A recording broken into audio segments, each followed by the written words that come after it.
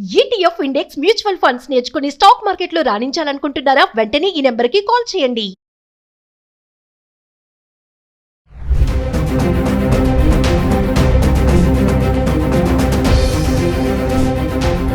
నమస్తే, welcome back to Suman TV. ప్రస్తుతం మనతో పాటు ఉన్నారు అనలిస్ట్ మందరి కృష్ణారెడ్డి గారు. నమస్తే సార్. నమస్తే అమ్మ. సార్, వివాహేతర సంబంధానికి అడ్డుగా ఉన్నాడని భర్తల్నే హతమార్చేస్తున్నారు భార్యలు. మనం చాలా వీడియోలు చేస్తూనే ఉన్నాం. అయినా సరే ఒక్కొక్కటి అంటే తవ్వే కొద్దీ బయటకు వస్తాయి వార్తలు అన్నట్టుగా ఎక్కడెక్కడి నుంచో వార్తలన్నీ బయటకు వస్తున్నాయి. మరి తమిళనాడులో జరిగినటువంటి ఈ ఇన్సిడెంట్ చూసుకుంటే భర్త కళ్ళల్లో కారం కొట్టి మరి ఇవన్నీ మనం చెప్పడానికి బాగోదు. ఒకసారి మీరు ఎక్స్ప్లెయిన్ చేయండి సార్. ఈ మధ్య బహుశా ఈ పర్వం జరుగుతూ ఉంది. మరి ఒకరి నుంచి ఒకరు నేర్చుకుంటున్నారు, లేక ఈ టైమే అసలు కలికాలంలాగా ఈ కాలం అంతా కూడా మహిళల కాలం అని చెప్పుకోవాలో, లేకపోతే మహిళల కాలం అంటే మహిళలు ఏదో సాధించిన పురోగతి కూడా కాదు ఇది. వాస్తవంగా ఒక భయానకమైన పరిస్థితులు కనబడుతున్నాయి. వైవాహిక జీవితంలో భర్తలు చేసినా తప్పే, భార్యలు చేసినా తప్పే. గతంలో భర్తలు వరుసగా చేస్తున్నప్పుడు మనం దాన్ని ఖండించుకుంటూ వచ్చాం. ఇప్పుడు భార్యలు చేస్తున్నారు కాబట్టి దాన్ని కూడా ఖండించాల్సిన పరిస్థితి ఏర్పడుతుంది. ఏదైనా హింస అనేది చాలా అందరూ ఖండించాల్సిన విషయం.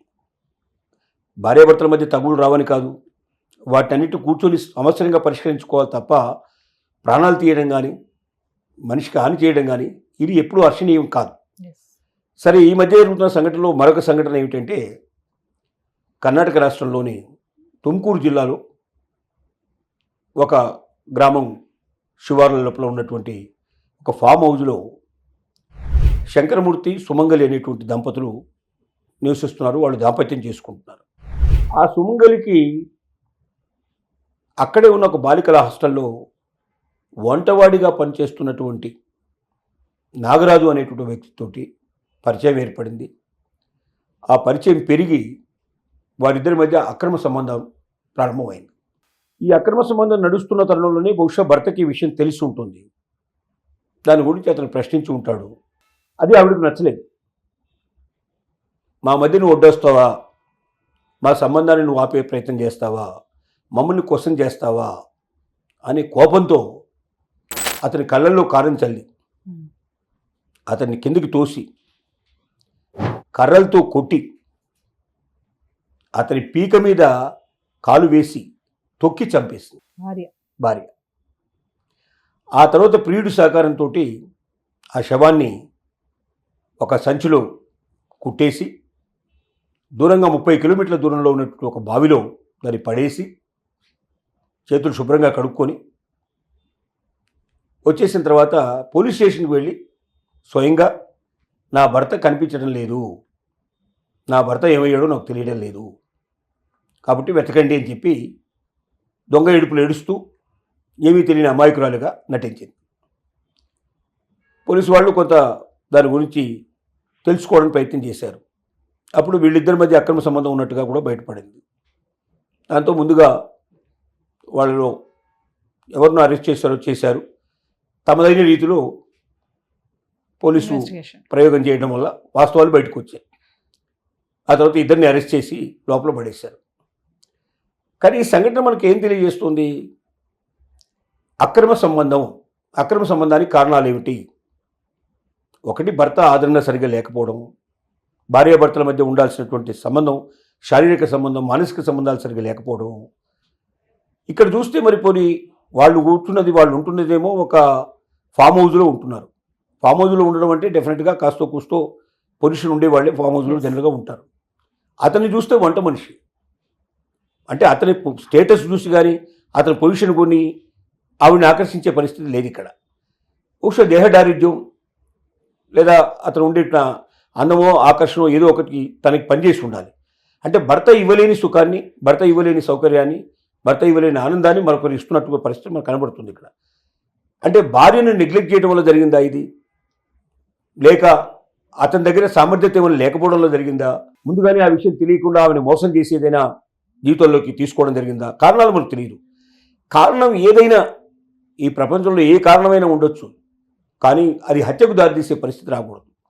ఎందుకంటే ఎంత పెద్ద కారణమైనా కూర్చొని పరిష్కారం చేసుకోవచ్చు. ఇద్దరికి ఇష్టం లేకపోతే జీవితాన్ని విడిపోవచ్చు, ఎవరి జీవితంలో వాళ్ళు బతకొచ్చు, హాయిగా బతకొచ్చు. కానీ ఒకరి జీవితాన్ని సర్వనాశనం చేయడానికి, ఒకరి జీవితాన్ని పూర్తిగా తొలగించడానికి ప్రాణాలు తీయడానికి మనకు ఏ రకమైన హక్కు లేదు. ఇలాంటి బీభత్సమైన వాతావరణం ఎప్పుడు కూడా జరగకూడదు. రోజు రోజుకి ఇవి పెరిగిపోతున్నాయి. ఈ పెరిగిపోతున్న వాటిని ఖండించాల్సిన అవసరం ఉంది. దీనికి కారణాలు ఏమిటో ప్రభుత్వాలు కూడా ఆలోచించాల్సిన అవసరం ఉంది.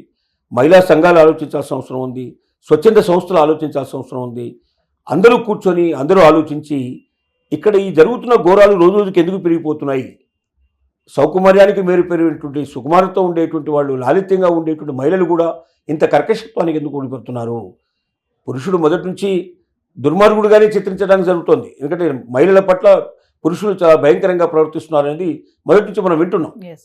కానీ ఇప్పుడు మహిళలు కూడా అలా తయారవడం అనేది, ఇది ఇద్దరు అలాగే తయారైపోతే అసలు ఏ కాపురం నిలబడుతుందా, ఇంకా భవిష్యత్తులో సమాజం నిలబడుతుందా, ప్రపంచం నిలబడుతుందా అనేటువంటి డౌట్స్ వచ్చే పరిస్థితి ఏర్పడుతుంది. కాబట్టి దీనిలోంచి బయటికి రావాల్సిన అవసరం ఉంది. అందరూ కూర్చొని ఆలోచించి దీంట్లో ఎక్కడ జరుగుతుందో పొరపాటు తెలుసుకొని ఈ పొరపాటుకు మనం ఎక్కడైనా ఫుల్ స్టాప్ పెట్టకపోతే రోజు రోజుకి అత్యాచారాలు పెరిగిపోతాయి. ఏ రోజు పేపర్ చూసినా, ఏ రోజు టీవీ న్యూస్ చూసినా ఆ రోజు ఎంతమంది పోయారని చెప్పి చూడాల్సిన పరిస్థితి ఏర్పడుతోంది.